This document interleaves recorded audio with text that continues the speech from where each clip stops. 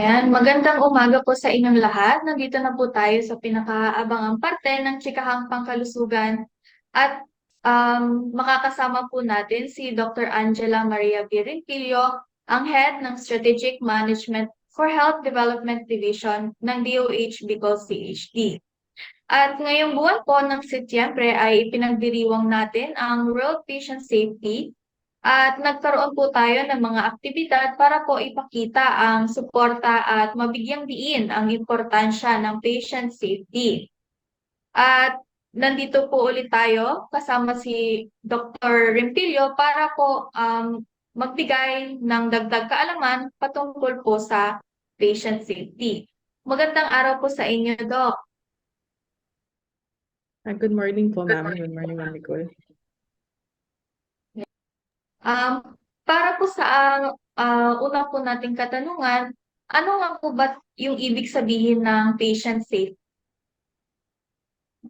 Ang patient safety actually is a theory on, actually framework siya na ini-impose ng may absence ng mga preventable na pwedeng masamang mangyari either sa pasyente or ito ay practice na nakakapabawas ng mga pwedeng masamang mangyari na associated sa pagpo-provide ng healthcare.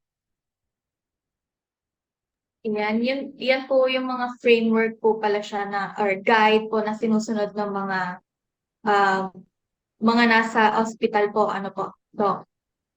So, ano naman po yung paraan para po Yes. masiguro ng mga health facilities yung kaligtasan po ng mga pasyente sa hospital or sa mga health facilities po? So, maraming facets actually in the upholding patient safety. Isa doon ay ang continuous na pag-improve ng skills ng health workers natin, kinakapacitate natin sila with different trainings. Pangalawa, meron din tayo advancement in technology, especially sa mga EMRs or yung electronic medical records. Meron din po tayong protocols on naming patients. Also, meron din po tayong monitoring tools na ini-implement. Ayan, marami po palang kailangan, sinusunod or mga tools para po masiguro po ng mga health facilities yung kaligtasan naman po ng kanilang mga pasyente. So ngayon po, ano naman po yung mga paraan para po masiguro ng mga pasyente naman po ito ang kanilang kaligtasan sa health facilities? Isa po sa mga pwedeng magawa ng ating mga pasyente kapag nasa loob sila ng facilities ay ang sumunod sa protocol. Pangalawa, mas maganda po na engaged sila sa anumang decision-making processes in terms of patient safety. So actually itong date na to, ini-encourage lalo na this year, ang team natin is to encourage and engage the patient's voices. So, pinapalakas natin ang representation ng mga patients in the formulation of programs, of protocols, and other activities para mas aware sila sa kung ano mang kailangan nilang na i-participate with regards to patient safety. Ayan, importante po pala talaga na aware po yung mga pasyente po mismo tungkol po sa mga responsibilities din po nila pag nasa loob po sila ng isang hospital or na confined po sila sa mga health facilities po natin. Malaking parte po yun para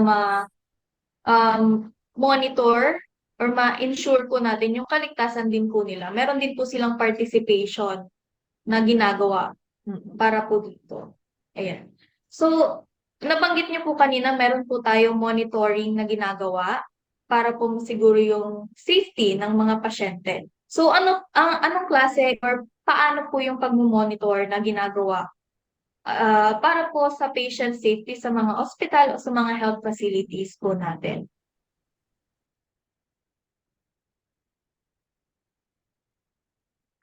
Sa part ng CHD, actually meron tayong ginagawang monitoring. That is the Integrated Hospital Operations Management Protocol. I think yung at IHOM.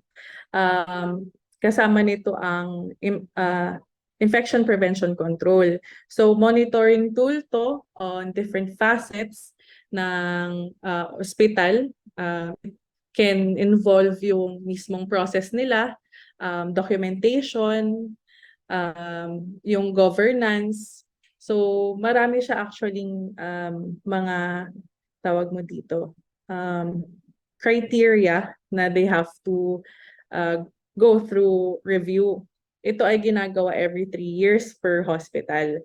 Aside from that, within the hospital, then meron din silang kanya-kanyang mga monitoring tools.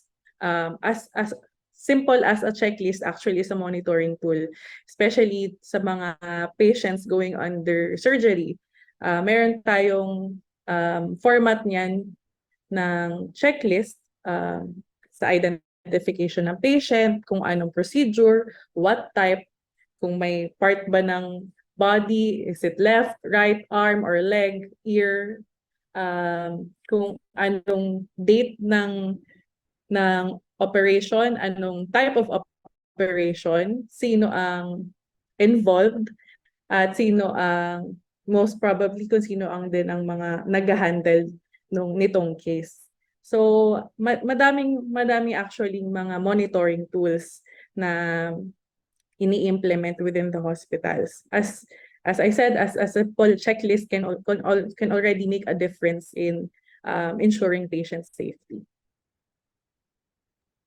Ayan, importante po yung dapat makita po nung patient or nung kung sino po yung nag-aasikaso nung mga papeles po sa kunwari na confined po, importante po na babasahin talagang maigi yung mga forms na binibigay sa kanila since doon po nakabase or makikita kung paano po yung process ng ma-maintain yung safety ng pasyente po. Ano po, Doc? So, para po sa susunod nating katanungan naman po to, ano po yung maaaring mangyari kung hindi natin bibigyang pansin ang patient safety sa mga ospital o sa mga health facilities o centers po natin?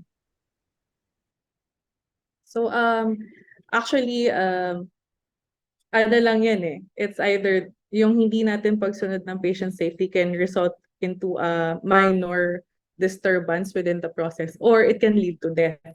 Because as simple as a medication error can actually kill a person. So we have to be vigilant, we have to be attentive sa lahat ng protocols natin when ensuring patient safety. Ayan, importante po talaga yung Doc, yung mga pagsunod. Even sa mga maliliit pong instructions and cooperation din po syempre ng patient and ng mga nag-aasikaso po. Ano po, very important po talaga. It can make a difference po talaga sa pagdating po sa patient safety. Ayan. Napaka-importante po itong napag-usapan natin, Doc, kasi ito po yung paraan para po ma-ensure natin na ang publiko po ay aware tungkol po sa mga procedures na isinasagawa po natin sa mga ospital at sa mga health facilities at masisiguro din po natin ang kaligtasan ng mga pasyente.